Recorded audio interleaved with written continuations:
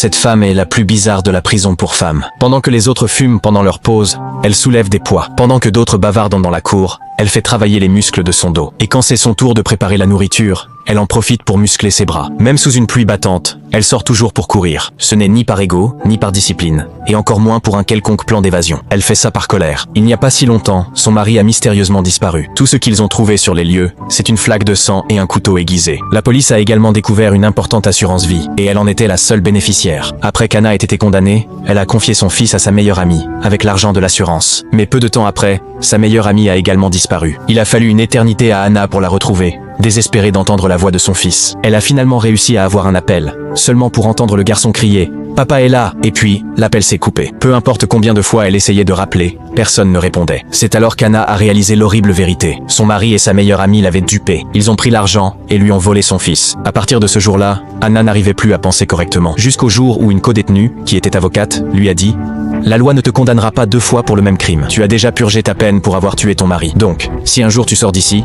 tu pourras littéralement le tuer en public. Et personne ne pourra rien faire. » À partir de ce moment-là, Anna s'est entraînée comme une forcenée. Elle s'est portée volontaire pour toutes les tâches de la prison. Et finalement, au bout de 6 ans, elle a eu sa chance de liberté conditionnelle. La première chose qu'elle a faite a été de chercher son ancienne amie. Elle était enseignante. Alors, Anna a consulté la base de données nationale des enseignants. Mais il y avait plus d'1 millier de personnes avec le même nom. Sans autre choix, Anna a décidé de s'introduire discrètement dans l'ancienne école de son amie, pour voler le numéro de sécurité sociale dans les dossiers. Mais juste au moment où elle y arrivait, les policiers sont arrivés. Malgré tout, Anna n'a pas paniqué. 6 années d'entraînement intensif étaient sur le point de porter leurs fruits. Elle a sauté directement du 2e étage. Elle a escaladé la clôture en quelques secondes et s'est mise à courir rapidement. Elle a mené les policiers jusqu'à la plage et s'est accroupie sur la rampe pour faire capoter la voiture. Mais elle était toujours en infériorité numérique et elle a fini par être capturée. Sur le chemin du retour, Anna a supplié le policier de l'écouter en disant qu'elle était innocente. Le policier a levé les yeux au ciel et a dit « Tous les condamnés disent ça ». Il l'a menottée dans la voiture et est allé prendre son café. Oubliant complètement de prendre les clés de la voiture, Anna a regardé les menottes, puis le tuyau d'eau. Elle a appuyé à fond sur l'accélérateur. Des étincelles ont jailli des menottes, mais elles ont résisté. Alors, elle a passé la marche arrière et ça n'a pas marché. Mais la poignée de la porte s'est détachée. Elle a essayé de se libérer, mais le bruit a attiré l'attention du policier. Pris de panique, il a conduit la voiture vers la mer. Réalisant son erreur, il a déverrouillé les menottes et a nagé jusqu'à la surface avec elle. Mais à sa grande surprise, Anna lui a volé son arme. Et avec une endurance incroyable,